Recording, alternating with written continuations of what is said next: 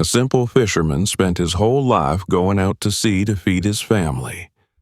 His days were all pretty much the same until one day he noticed a strange ship near the shore. It looked abandoned, but inside there was a message that chilled the man to the bone. These lines turned his life upside down and made him see the world differently. Subscribe to the channel and write in the comments where you're watching from. The first light of dawn spread across the horizon like a soft veil, tinting the Atlantic waters in hues of pale orange and faded silver. The tide was calm that morning, as if the sea itself still slumbered, and only the rhythmic sighs of waves brushing against the sand announced the beginning of another day.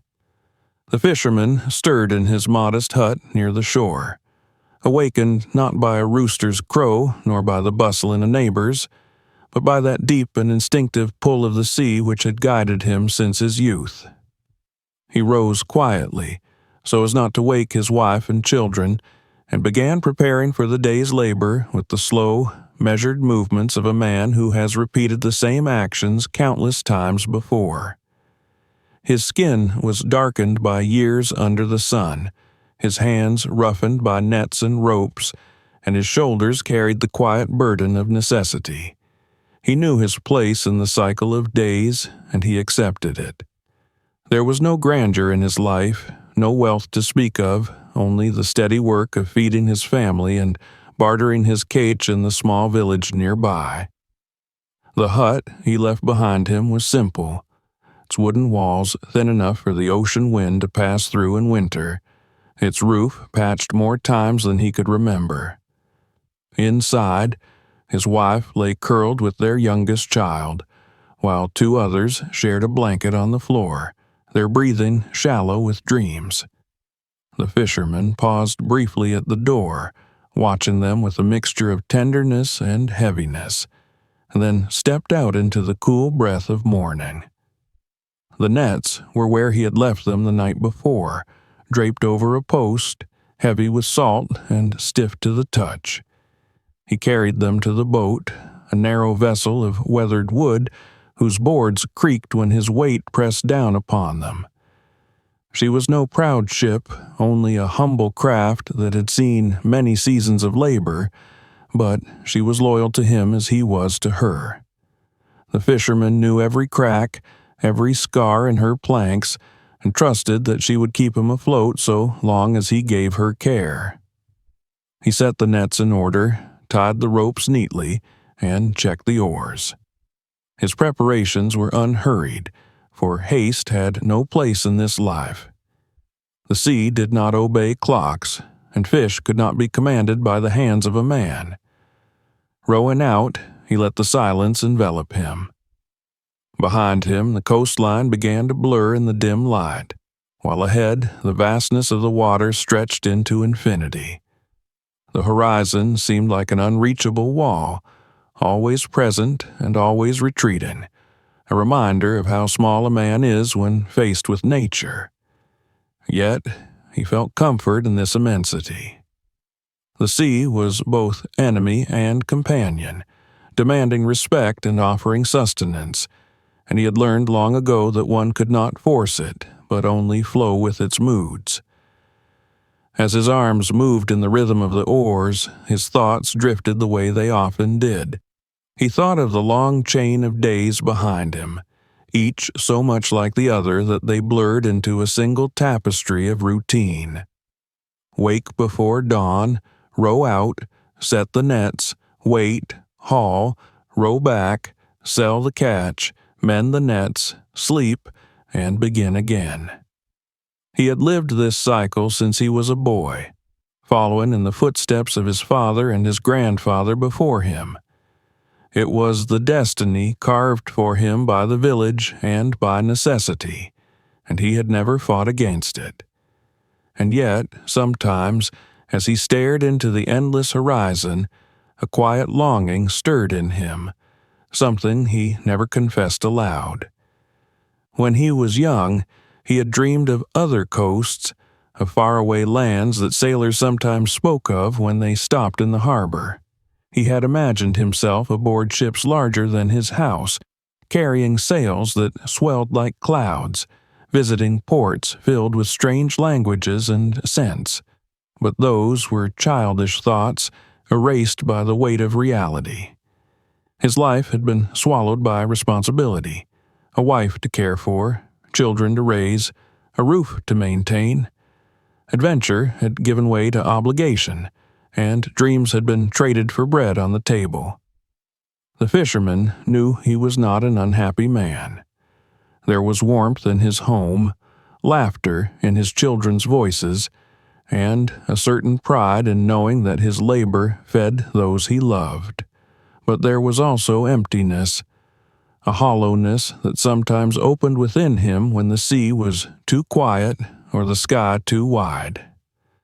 On such mornings as this, when the air was so still that even the gulls seemed reluctant to cry, he felt it more strongly.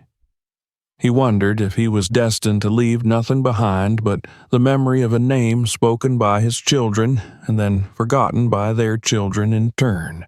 The nets sank into the water with a practiced grace. He sat waiting, watching the surface ripple gently. Time passed in its slow and unremarkable way, the minutes blending into the rhythm of breathing.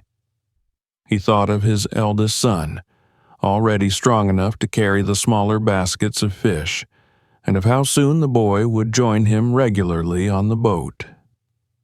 Perhaps one day the son would take the oars, and he would remain ashore, watching as the cycle repeated once more. He both longed for and feared that day, because it meant that his usefulness would wane.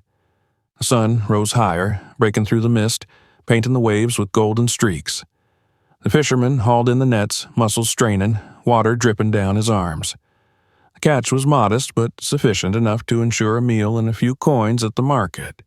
He accepted it without complaint. He had long ago ceased to measure life by abundance. Survival was enough. On his way back to shore, he gazed once more at the endless water around him. The horizon shimmered, deceptive and mysterious, as though it concealed a secret just out of reach. He shook his head at himself, pushing away the flicker of yearning. Such thoughts were foolish for a man like him. His world was this stretch of sea, this small hut, these nets, that was all. And yet he could not help but feel that something awaited him beyond the routine, though he had no name for it. The boat nudged against the sand with a hollow thud, bringing him back to reality. Children from the village ran past, their laughter carrying in the breeze, and an old neighbor greeted him with a nod. He pulled his catch from the nets, placing the fish into baskets, and began the walk toward the market path. Life continued, steady and familiar as it always had. The fisherman could not know that soon the sea, which had for so long given him only fish and silence, would place in his path something that would change everything. The emptiness within him would be filled not with riches or adventure, but with a story written by another man's hand, carried by the tides to his waiting heart. And so the day ended, as it had begun, in ordinary labor and quiet routine. But beneath the calm surface of his life, the first ripple of change had already begun to stir. The day after his modest but sufficient catch, the fisherman rose again before the first blush of dawn. He moved through the same motions he had carried out countless times, binding the nets, checking the oars, and loading his simple craft with the patience of habit. The rhythm of routine clung to him like the salt on his skin. Yet, as he pushed the boat into the water, something different hummed beneath the surface of his thoughts. He could not explain it, but the sea felt more silent than usual, as though it were holding its breath for reasons he could not know. The mist had thickened that morning, rising from the surface of the Atlantic in pale drifts that curled like smoke. It shrouded the horizon and blurred the line between water and sky, cloaking the fisherman's path in an eerie half-light. He rowed steadily, the oars dipping into the dark water with soft splashes, and he listened for the familiar calls of seabirds or the distant slap of a fish breaking the surface. Yet there was only the whisper of the current and the sound of his own breathing. It was in this fog that he first noticed something unusual. At first, it was no more than a smudge of shadow ahead, a darker blur against the gray-white curtain. He thought it might be a rock, though there were no reefs in this part of the bay. Perhaps it was driftwood, the remains of some storm-tossed vessel, or the bloated carcass of a whale. He squinted, adjusted the boat's course, and rowed closer, curiosity edging out caution. As the shape grew clearer, he realized it was none of those things. The object floated unnaturally upright, resisting the push of the current in a way that spoke of deliberate construction. It had a frame, an outline, a human design hidden beneath its strangeness. His heart began to thud more heavily as he pulled toward it, each stroke of the oars a mixture of fear and fascination. The fog curled back for an instant, and there it was, a vessel of some kind, but like none he had ever seen. Its proportions were wrong for a fishing boat, its sides too square, its roof too flat, its balance too precarious. It looked like a shed or a wagon someone had dragged onto the water and abandoned to the mercy of the sea. Its wooden boards were patched together haphazardly, sealed with some dark coating that glistened wet in the morning light. Here and there were lumps of foam wedged beneath the hull, crude floats that somehow kept it from sinking. The fisherman let his boat drift, holding the oars loosely as he stared. The sight unsettled him, for it was both absurd and haunting. Who would dare to sail such a thing? Who had believed enough in its safety to set it adrift? He felt the sting of unease in his stomach, yet also a tug of wonder. This was no mere wreck.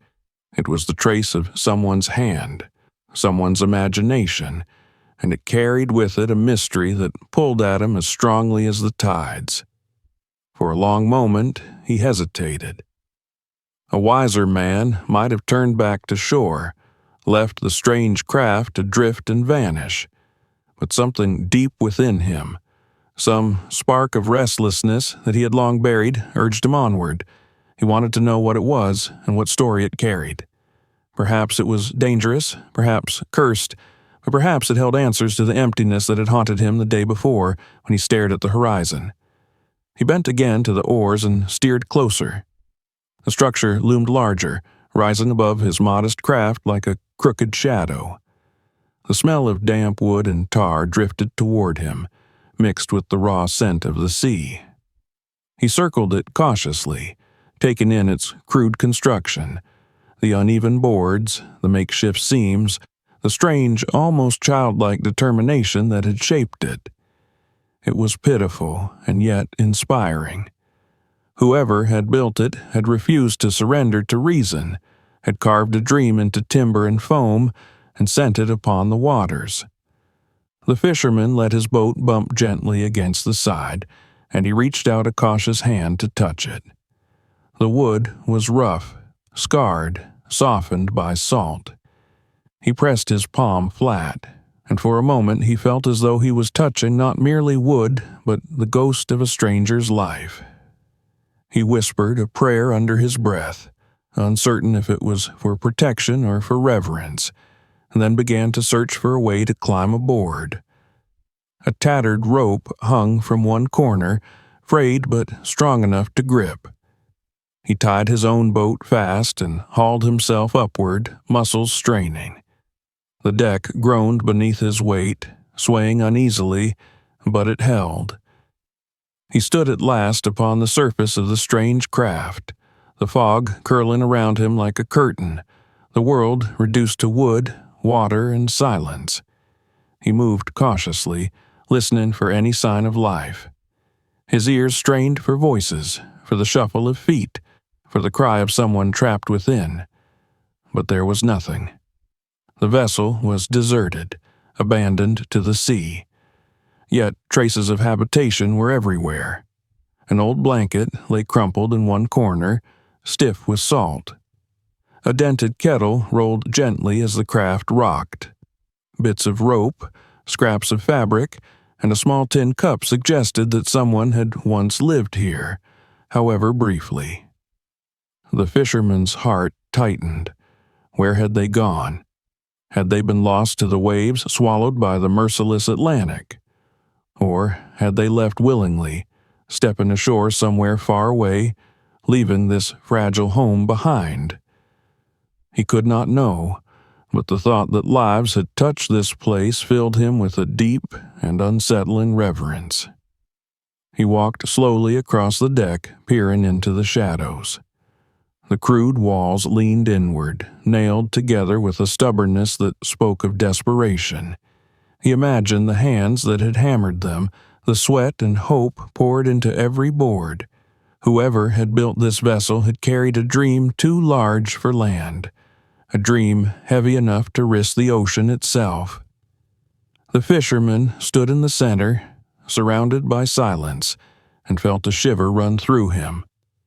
The sea lapped gently at the sides, rocking the craft with the patience of eternity. He realized that he was standing on a secret, a story carried across the waters to him alone. The weight of it pressed upon his chest, both frightening and exhilarating. He looked back toward the mist, toward the faint outline of his own humble boat tethered nearby. For years, that little craft had been the boundary of his world. Yet, here he stood on something entirely alien, something that spoke of another man's vision, another life lived by different rules. He felt the stirrings of change in his heart, though he did not yet know what form it would take. As the fog thickened once more, swallowing the horizon, he realized that he could not turn away. The sea had delivered this mystery to him, and he would not abandon it.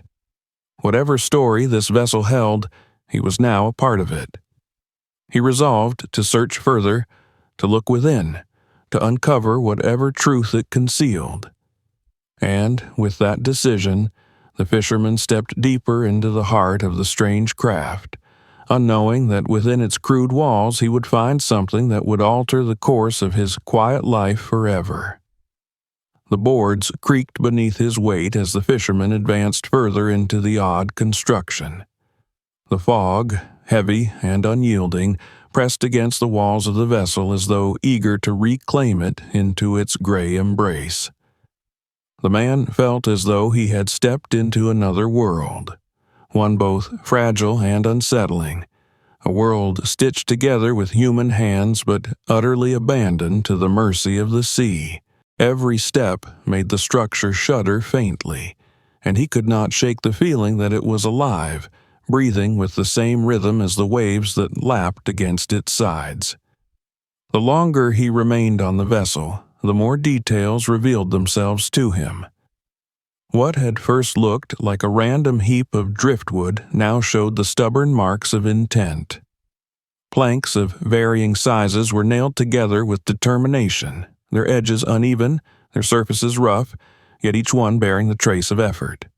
Foam blocks, broken and uneven, were wedged beneath to grant buoyancy, though the fisherman marveled that the craft floated at all.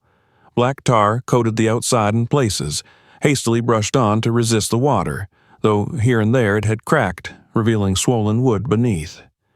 There was no beauty in the construction, only desperation and a strange, unyielding faith that it might hold together long enough to carry someone toward an uncertain goal. Inside, the vessel bore more intimate signs of human presence. Against one wall lay a heap of cloth that might once have been bedding. Its colors had long since faded into the dullness of salt and mildew, but when he touched it, the fabric still carried the faint softness of use. A kettle, dented and rust-stained, rolled back and forth with the motion of the waves, clattering softly whenever it struck against the wall. Beside it lay a cracked mug, its handle broken, as if someone had gripped it too hard in weary hands. These things were ordinary, insignificant on their own, yet together they painted the shadow of a life that had once inhabited this strange home. The fisherman paused, letting the silence wash over him. There was no one here now, no voice to explain the mystery, no footsteps to echo his own, and yet he felt the weight of an unseen presence pressing against him. He imagined the builder of this vessel, bent over his work with hammer and nails, sweat dripping down his face as he labored to bring a dream to life. He imagined nights spent here on the restless water, the blanket pulled close for warmth, the kettle hissing faintly as it boiled seawater for tea. He imagined solitude, vast and echoing, filling every corner of this floating hut. And then he imagined the sudden absence, the departure, whether by will or by force, leaving behind only these hushed relics for a stranger to discover. The fisherman's heart beat unevenly as he moved further across the narrow deck. The floor tilted slightly under his weight, reminding him with every step that this was no true ship. It had no keel to steady it, no mast to catch the wind, no rudder to guide its path. It was less a vessel than a stubborn declaration against the impossibility of the sea. He knew boats, had lived his life among them, had felt their bones beneath his hands, and everything about this construction screamed fragility. It should not have floated, and yet here it was, carried by the same waters that had once raised and lowered his nets 1,000 times before. He opened a crude door, little more than a plank nailed to hinges, and peered inside. The air was stale, filled with the scent of damp wood and faint smoke, as though fires had once been lit within. More remnants of habitation cluttered the small interior. Scraps of paper, corners torn and smudged, ropes coiled and stiff with salt, a knife with a dull blade resting beside a wooden box. He crouched, touching each thing with reverence, as if afraid to disturb them. None of it offered clarity, only more questions. A sudden chill passed through him, raising the hairs on his arms. The silence pressed closer now, heavy and suffocating, until he half expected a hand to fall on his shoulder or a voice to whisper in his ear. He turned quickly, heart thudding, but of course there was nothing, only the empty vessel and the endless fog. Still, the sense of being watched lingered. It was not an ominous feeling, but a mournful one, as if the ghost of the builder remained to see who would stumble upon his dream. He stepped back out onto the deck, breathing deeply of the damp morning air. The horizon had vanished entirely into mist, and his own small boat tethered to the side looked like a fragile reminder of reality. For a moment, he considered untying it and leaving, rowing back to shore with the story of what he had seen and nothing more. Yet his feet did not move. Something in the vessel held him fast, demanded that he remain and bear witness. It was not enough to glance at its walls and return home. He had to understand. He had to uncover whatever secret it carried, even if it unsettled him to his core. The fisherman leaned against the railing, or what passed for one, and let his eyes wander across the crude lines of the craft. It was pitiful, yes, and fragile, but it was also defiant. It was the work of someone who had refused to surrender, who had chosen to carve possibility out of scraps, to trust the sea with nothing but determination and hope. That realization moved him more deeply than he expected. He had lived his life bound by routine, by the nets and the tides and the market stalls. This vessel, however foolishly built, whispered of another way to live, one guided by vision rather than necessity. He closed his eyes, and the quiet of the sea seemed to deepen around him. For the first time in years, he felt something stir within him that was not fatigue or resignation. It was a small flame, tentative but bright, sparked by the audacity of this floating ghost. He did not yet know what it meant, but he knew it would not be easily extinguished. And so he remained, standing on the deck as the vessel swayed gently beneath him, aware that he had stumbled into a story greater than his own. The emptiness of his days had cracked open, letting in the first glimmer of something new. Somewhere within these fragile walls lay an answer, though he did not yet know to what question. He only knew that the sea had placed this vessel before him for a reason, and that he could not turn away. The mist thickened once more, cloaking the water in silence, and the fisherman understood that the discovery was only beginning.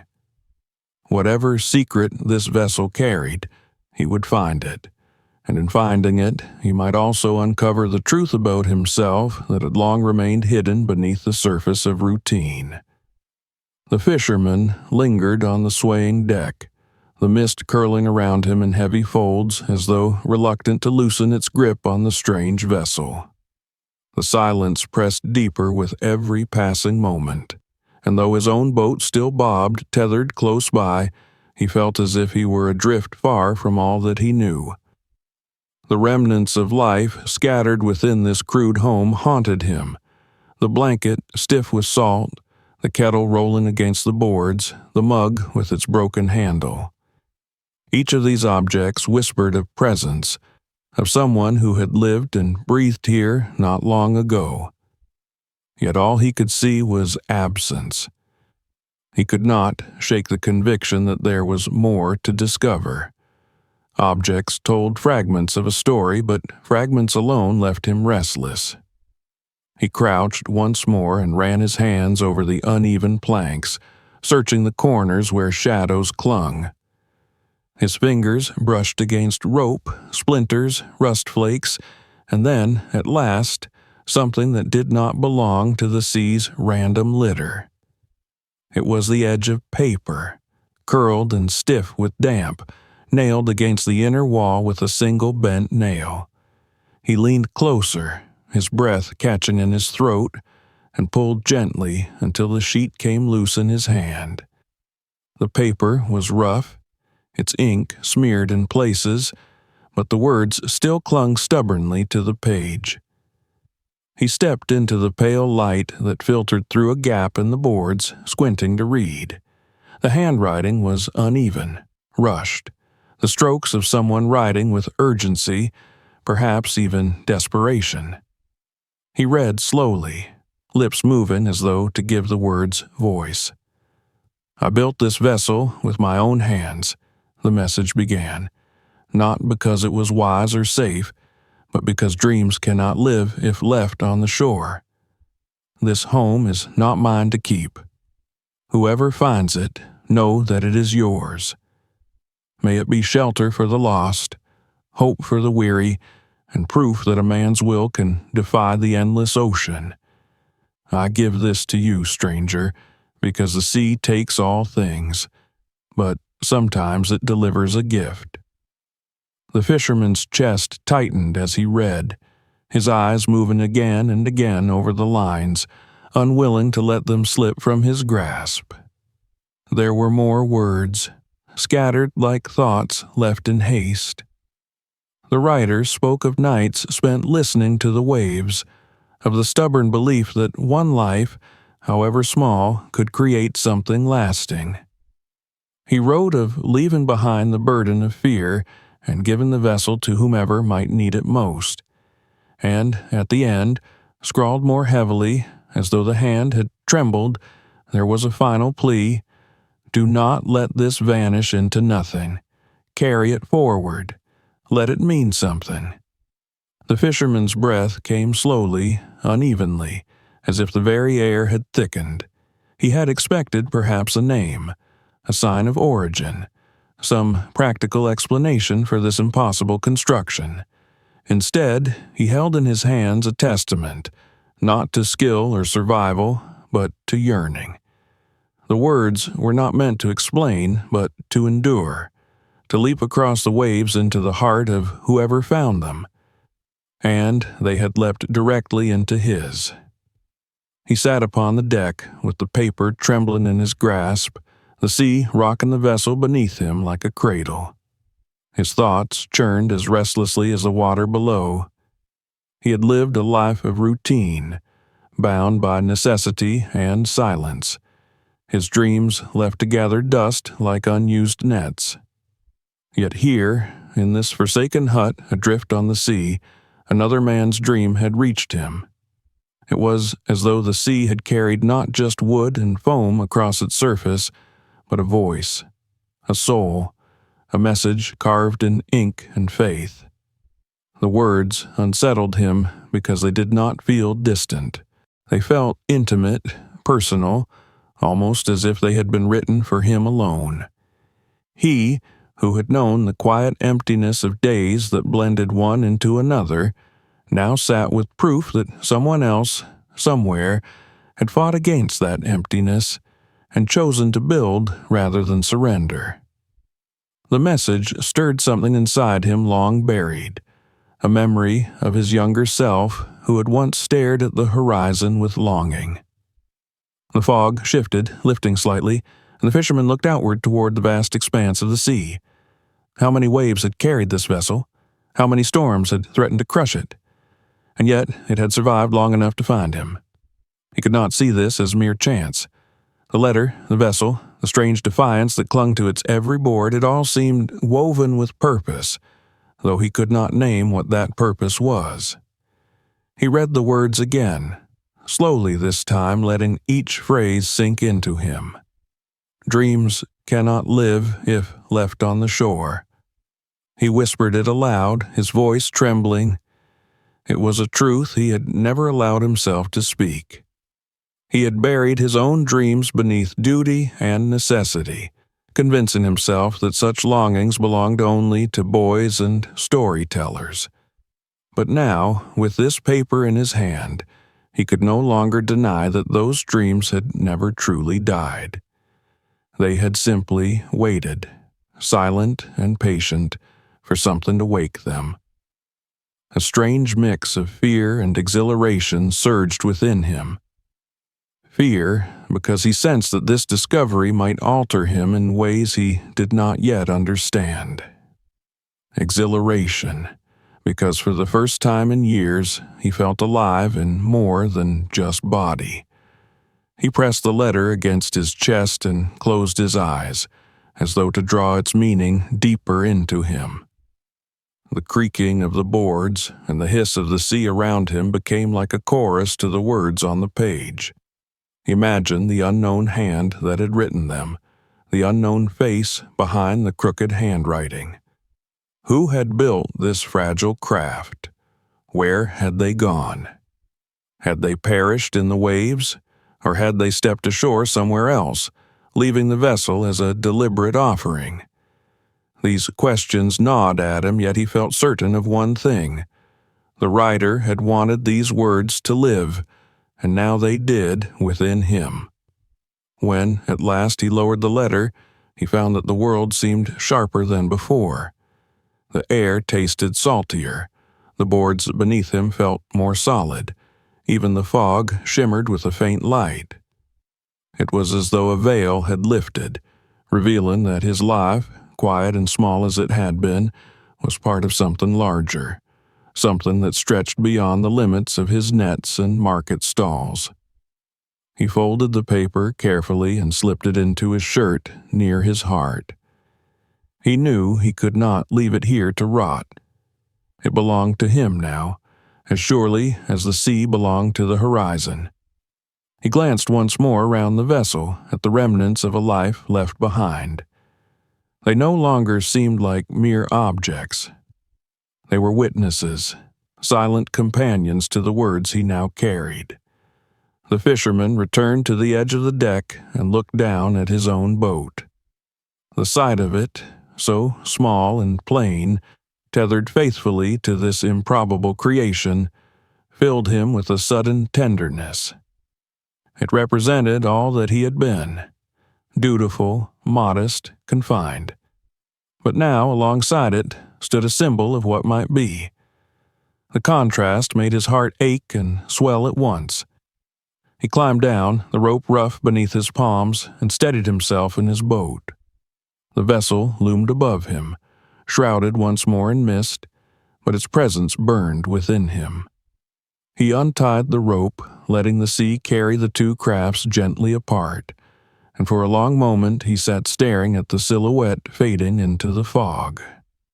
He did not yet know what he would do, but he knew that he could not simply forget.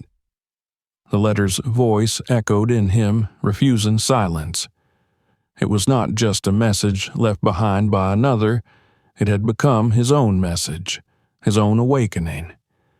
And as he turned the oars and began to row towards the faint line ashore, the fisherman realized that his life would never again be the same. The walk from the water back to his hut was shorter than it had ever been, though his steps were slow and heavy. The fisherman carried his nets slung over his shoulder as he always did, yet he could hardly feel their weight. What burdened him now was invisible, folded carefully against his chest where the letter rested. The paper had grown damp from his hands and from the fog, but he held it close as though it were treasure that must not be lost to a sudden gust of wind. His wife called to him when he entered the yard, asking if the sea had been kind, if he had brought fish enough to trade, if he would mend the roof beam that sagged. He nodded, answered in brief murmurs, but his thoughts were elsewhere. The hut was filled with its usual smells of cooking smoke and brine. His children ran barefoot on the packed earth floor, their laughter rising and falling like waves. These familiar scenes had once brought him comfort, yet tonight they seemed different, blurred at the edges. As his family moved about him, he found his eyes drawn again and again to the horizon through the small square window.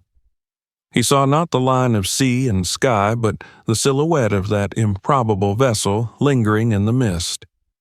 Its crooked walls and tar-streaked planks haunted him more than any dream ever had. When night came and his family slept, the fisherman lit a small lamp and unfolded the letter once more. The flame trembled and cast the words into uneven shadows, but he knew them already by heart. He read them again, slowly, hearing them now not as the scrawl of an unknown stranger, but as a voice echoing within his own chest. He lingered over the sentence that spoke of dreams unable to live if left on the shore, and it was as if someone had stripped away all the excuses he had ever made for himself. He could remember clearly now the boy he had once been, standing barefoot in the sand with eyes fixed on the horizon. That boy had wanted to see beyond, to find what lay behind the farthest line of the sea. Somewhere in the years of hauling nets and mending boats, he had silenced that voice. Now, without warning, it had returned. He lay awake long after the lamp had burned out, listening to the faint rhythm of waves beyond the wall. Sleep did not come easily, for his thoughts surged with memories and questions. He thought of his father, who had fished these waters before him and who had died believing there was nothing beyond duty. He thought of his grandfather, whose hands had been as weathered and cracked as his own. They had lived good lives, perhaps, but had they been lives of choice or merely of submission? The fisherman felt both reverence and sorrow for them, and an ache that his own children might inherit the same pattern. He did not know yet what he could do to change it, but he knew he must. The following days did not restore him to routine as he expected. He went out to sea, cast his nets, and brought home his catch, but all of it felt strangely muted. The fish flopping in his basket seemed only shadows of sustenance, the coins in his hand only echoes of worth. The laughter of his children still touched him, but beneath it there was a hollow sound, as if even their innocence could not quite reach him any more. He was restless, his gaze always drawn back to the place in the fog where he had found the vessel. Though he had rowed away, part of him remained tethered to it. Again and again he unfolded the letter until the ink seemed to have been etched into his memory. Sometimes he read it to himself in silence. Sometimes he whispered it aloud, his voice unsteady. The words had become prayer and command, as inseparable from him as the tide from the shore. He wondered about the man who had written them. Was he still alive somewhere? Had he meant for the vessel to be found by someone like him, or by anyone at all? Or had the sea chosen the fisherman specifically, carrying the fragile house on its waves until it reached the one man who needed it most? As the days passed, the letter's meaning deepened. At first, it had felt like a mystery to solve, a puzzle left behind by a stranger. But slowly it became something more intimate. It was a mirror, showing him the emptiness he had tried so long to ignore. It was also a window, opening onto possibilities he had not dared to imagine. He began to feel that his life, bound as it was to duty and survival, was not enough. He wanted more, not riches or fame, but meaning. Something that would endure after him, something that would give his children not only food, but a story. There were moments when he resisted these thoughts, frightened by their boldness. He told himself he was too old to change, too poor to dream, too tied to his family to risk foolish pursuits. Yet, even as he thought these things, the letter whispered back at him, denying his excuses. Dreams cannot live if left on the shore. It was a phrase he could not unhear, a truth that gnawed at him until even the strongest nets could not hold it. One evening, after selling his fish at the market, he walked not home, but along the cliffs. The sea stretched endlessly before him, glowing with the last fire of sunset. He sat upon the rocks, the letter pressed against his chest, and tried to remember when he had last felt such yearning. He thought of his children, of what story he wished them to tell of him. Would they say he was a good man who worked hard and left them enough to live? Or would they say he was the man who dared to believe in something greater, who refused to let life shrink him into silence? The question burned hotter than the wind against his face. Night after night he began to dream. In these dreams he was no longer rowing his small boat against the tide, but sailing vast waters upon a vessel of his own design. He saw islands rising from the mist, lands filled with strangers who welcomed him, skies that stretched further than he had ever known. Always in these dreams he carried the letter, as though it were a compass guiding him beyond the narrow limits of his shore. He would wake with sweat on his brow and an ache in his chest, torn between fear and longing. His wife noticed his distraction, though he spoke little of it. She asked if he was ill, if the sea had drained him more than usual, if some trouble at market had unsettled him. He shook his head and smiled faintly, unwilling to confess the truth. How could he explain that the world he had known all his life now seemed too small, that he was haunted not by ghosts but by hope? The fisherman continued his work, but each cast of his nets felt like a rehearsal for something else. Each pull of the oars a preparation for a greater journey he could not yet name. He found himself glancing often at the horizon, not with resignation but with hunger. The letter had become the axis around which his thoughts turned, the seed of a new life planted within him. It frightened him because it threatened to unravel everything he had built, yet it also gave him strength. He began to believe that perhaps the sea had chosen him. Perhaps the vessel had not drifted randomly, but deliberately, carried by the current to the one shore where it would be understood. The thought seemed foolish and grand, yet it filled him with warmth. For the first time in years, he did not feel like a man forgotten by the world. He felt chosen, summoned, entrusted with something greater than himself. The days grew into weeks, but the restlessness did not fade. Instead, it deepened, shaping his every breath. The fisherman could no longer look at his life with the same quiet acceptance. He knew now that he wanted more, and though he had no plan, no path, he felt that the letter itself was a beginning. It was a message left by one soul to awaken another, and it had done its work. The man who had climbed into the vessel that foggy morning was not the same as the man who now stood each night staring at the sea. The fisherman did not yet know what he would do, but he knew this. The message had not been left to vanish, and he would not let it. Its words had rooted in him, and they would grow, no matter how impossible the soil of his life seemed. In the quiet of the hut, with his children asleep and the sound of waves brushing against the shore, he whispered the lines once more, letting them fill the emptiness of his chest. And for the first time in many years, the emptiness did not echo. It sang. The letter had taken root so deeply in the fisherman's mind that it no longer felt like something written by another hand. It seemed to him now like a seed planted in his own heart, one that had always been there but only needed water to grow. Each day that passed after his discovery felt strangely incomplete unless he unfolded the paper and let his eyes drift once more over the faded ink.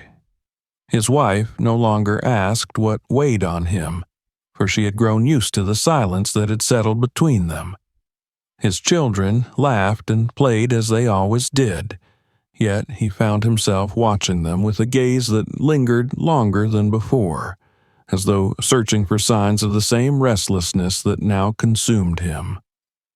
One morning, long before the sun had risen, he pushed his boat out to sea with a resolve he had not known for years. He did not cast his nets. He did not row to the familiar spots where fish gathered. Instead, he let the current draw him toward the place where the vessel had appeared to him in the fog. The air was crisp, the horizon blurred by mist, and his heart beat as though it recognized the path before his eyes did. Soon, like the memory of a dream returning to him, the crooked silhouette loomed through the haze. The vessel still floated, stubbornly defying the water as if it had been waiting for him all along. This time he did not hesitate. He tied his boat to it once more, climbed the frayed rope, and stood again upon its creaking deck. The air inside was damp and chill, the smell of tar and salt clinging to the walls, yet he felt none of the unease that had unsettled him the first time. Instead, he felt recognition, as if greeting an old companion. His eyes wandered over the kettle, the broken mug, the scraps of cloth. They were no longer relics of absence. They were offerings, proof of a life that had believed in more than survival. The fisherman's hands shook as he walked the length of the deck. He did not fully understand why he had returned, only that he could not allow the vessel to drift endlessly, a forgotten monument swallowed by waves. It had been entrusted to him, though he did not know by whom, and now it was his responsibility to carry it to shore. The thought of towing such a fragile, cumbersome structure daunted him, but a force beyond practicality urged him onward. He secured ropes between his boat and the larger craft, double-checking each knot with care. When at last he settled back into his own vessel, oars in hand, he felt the strain of the weight immediately. The makeshift home resisted, groaning as if it resented being pulled from the sea's embrace. Yet the fisherman pressed forward, stroke by stroke, his muscles burning but his will unyielding. The journey back to the village was slow and arduous. Several times he thought the ropes would snap, or that the vessel would tilt and collapse into wreckage. Each wave that struck seemed eager to claim it, to scatter its boards into driftwood and foam. But the fisherman whispered to it as he rowed, words of encouragement meant for himself as much as for the strange craft. "Hold on," he murmured. "You are meant for more than this." At last the familiar outline of the shoreline came into view, and with it the rising voices of villagers who had spotted his return. They gathered along the sand, their faces curious and incredulous as they watched the fisherman labor against the current, with an ungainly shadow trailing behind him. Children pointed and shouted, men exchanged doubtful glances, women covered their mouths with their hands. By the time the fisherman pulled the vessel close enough to ground it upon the beach, the entire village had gathered. The crowd surged forward, their voices a mixture of laughter, astonishment, and disbelief. Some prodded the wooden walls with sticks, remarking on how shoddy and unstable it looked. Others walked circles around it, shaking their heads at the absurdity of such a thing floating at all. A few laughed openly, calling it useless junk dragged in by a fool too curious for his own good. Yet, even as they dismissed it, their eyes betrayed fascination. They could not look away, for it was unlike anything they had ever seen. The fisherman said little. He stood beside the vessel, his chest rising and falling heavily from exertion, and let the villagers speak as they wished. He knew they could not see what he had seen, could not feel what he had felt when he first touched the letter. To them it was only debris, another oddity delivered by the ocean. To him it was a gift, a message, a reminder that life need not be confined to routine. He placed his hand upon the rough boards and bowed his head as though in reverence. Word of the discovery spread quickly. In the days that followed, people from neighboring settlements came to see the strange vessel for themselves. Some dismissed it as madness. Others spun rumors of shipwrecked wanderers or desperate castaways. Children played around it, climbing its tilted roof, daring one another to step inside. But when the fisherman stood near, they grew quiet, sensing the gravity with which he regarded it. He became its silent guardian, watching as it drew attention and speculation. At night, when the beach emptied and the vessel was left in solitude, the fisherman returned to sit beside it. He would take out the letter, unfold it carefully, and read the words by moonlight. Sometimes he whispered them aloud to the waves, as if offering them back to the sea that had carried them. Other times he sat in silence, listening to the surf and letting the words echo only in his mind. The more he repeated them, the more he believed that they had been written not only for him, but for all who felt the quiet hunger of unfulfilled dreams. The villagers eventually grew accustomed to the vessel's presence, though many still regarded it with skepticism. Some urged the fishermen to dismantle it for wood, arguing that its planks could mend their own boats or be burned for warmth.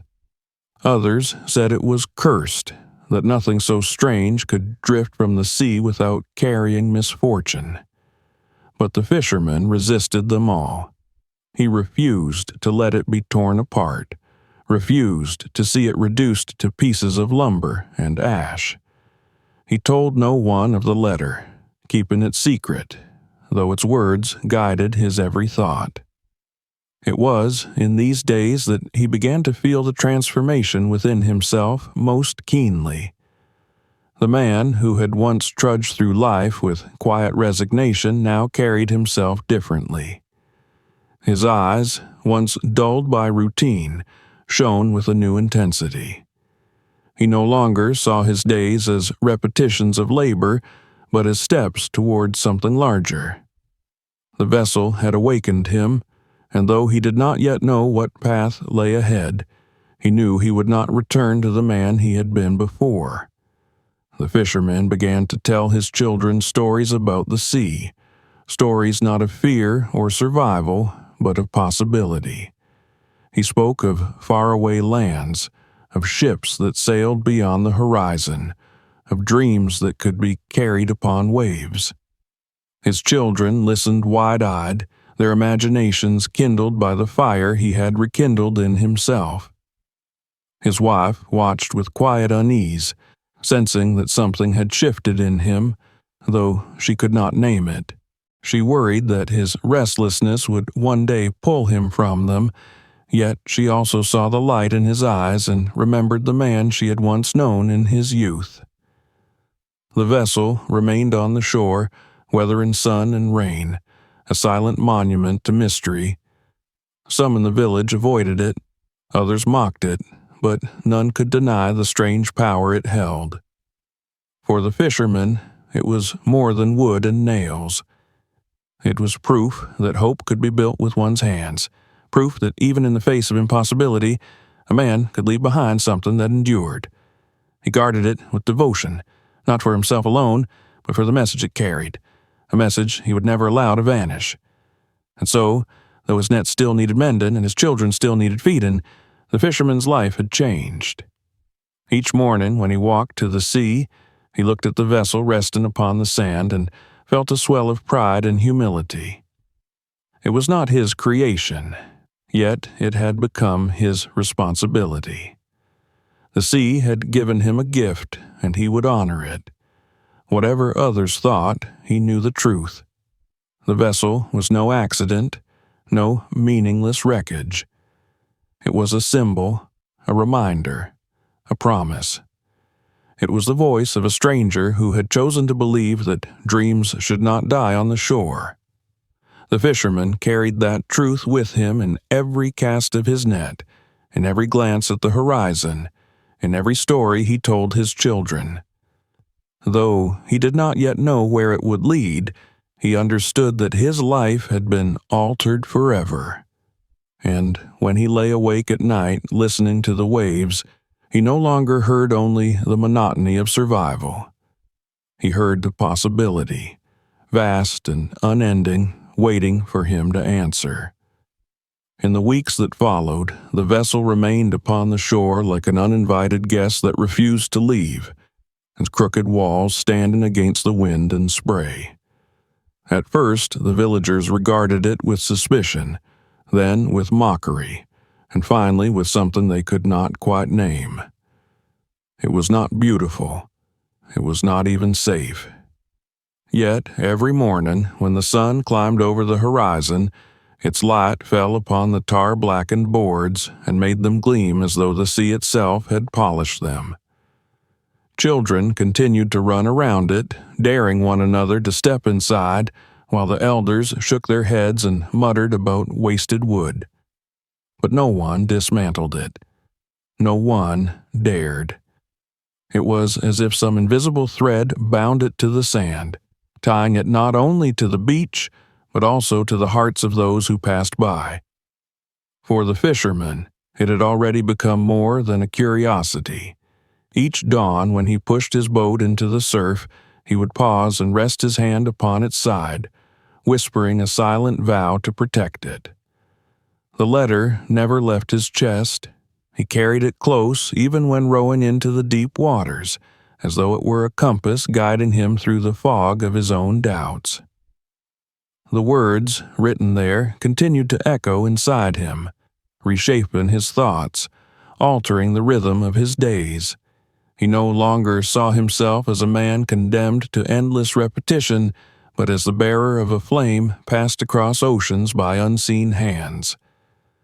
Slowly, something began to change in the village as well. At first it was subtle, a curious glance lingering longer than expected, or a child asking questions that parents struggled to answer. Why had such a vessel come to their shore? Who had built it? Why had the sea spared it? The fisherman, though he never revealed the existence of the letter, spoke gently to those who asked, telling them that sometimes the ocean delivered not only storms and fish, but also messages. He did not call it debris. He called it a gift. Though many scoffed, the word lodged itself in their minds, and soon others began repeating it. The children especially grew fond of the vessel. They played not just around it, but within it, inventing stories of voyages to faraway lands, pretending they were sailors defying storms, explorers discovering new worlds. Their laughter filled the hollow shell with a vitality it had long since lost, and even the skeptical elders found themselves smiling at the sight. The fisherman would watch from a distance, and though he never interfered, he felt a deep satisfaction bloom in his chest. The vessel had already begun to carry a new life, not upon the sea, but within the imagination of those who encountered it. In time, the mocking words of his neighbors softened. Men who had once urged him to burn it for firewood now admitted they were surprised it had withstood the winter storms without collapsing. Women who had once cursed it as cursed driftwood began to remark on how their children spoke of it with wonder in their voices. The fisherman heard these things quietly, offering no triumph, only a nod, for he knew the vessel's strength did not lie in its boards or nails, but in the message it carried.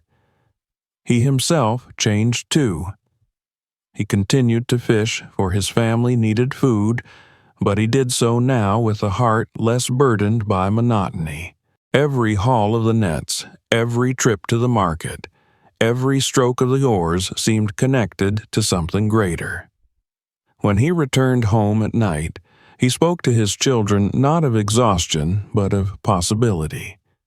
He told them that life was not merely survival, that even ordinary people could create something that endured beyond them. His wife watched him with a mixture of wonder and unease, sensing that he had been touched by something she could not fully understand.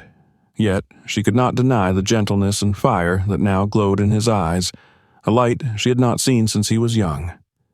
The vessel became, without anyone deciding it, a part of the village's story. Travelers who came through heard of it and asked to see it. Neighbors from other settlements made the journey simply to look upon the odd craft delivered by the sea. They marveled at its crude construction, laughed at its absurdity, and yet, as they stood before it, many fell silent, as if sensing that beneath its crooked lines lay something deeper.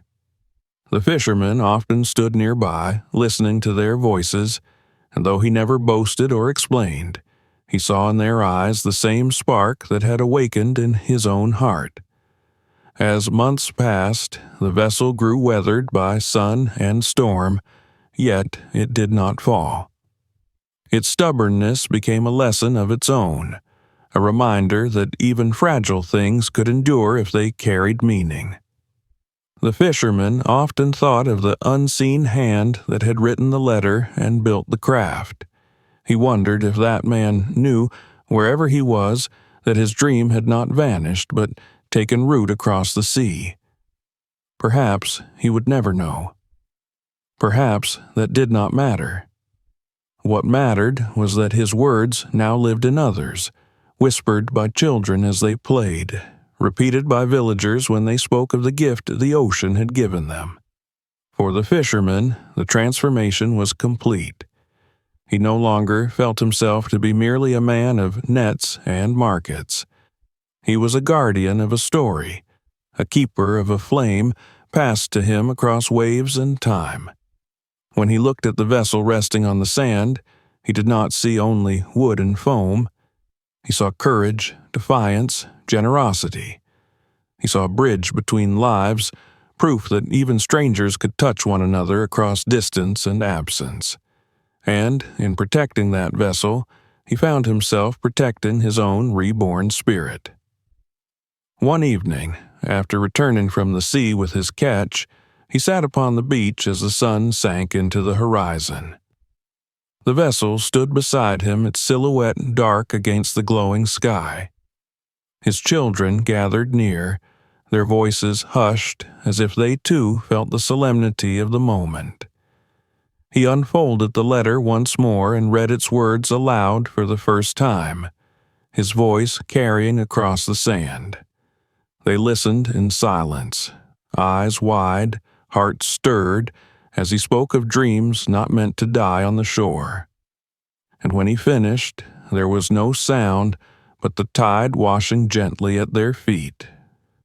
In that silence, the fisherman understood what the vessel had truly given him. It had given him a way to believe again, to show his children that life was not confined to necessity, but could reach for meaning. It had given him a role not only as a father and husband, but as a storyteller, a bearer of hope. His life had not been wasted in nets and markets after all, for now he carried something that would outlast him. The sea had delivered a gift, and in accepting it, he had become a gift in turn. His days still began with dawn and ended with dusk. His hands still bore the roughness of labor, but his spirit was no longer bound. When he looked at the horizon now, he did not see only emptiness. He saw possibility, endless and bright. The vessel had shown him that even the most fragile dream could cross an ocean, and in doing so, it had taught him that his own life, however humble, could carry a message too. And so the fisherman rose, folded the letter carefully once more, and placed it close to his heart. He looked at his children, at the vessel, at the vast sea that had been both companion and adversary all his years. Then he smiled, for he knew that his story was no longer one of resignation, but of hope. And as the waves rolled on, timeless and unceasing, the vessel stood upon the shore as a symbol of all that a single dream could become, reminding the village and reminding him that sometimes the greatest journeys begin not with departure, but with the gift of believing. If you enjoyed this story, don't forget to hit that subscribe button so you never miss what's coming next. Click on the screen now to watch the next video. Trust me, you won't want to miss it. And if this story moved you, share it with your friends and family. Let them experience it too.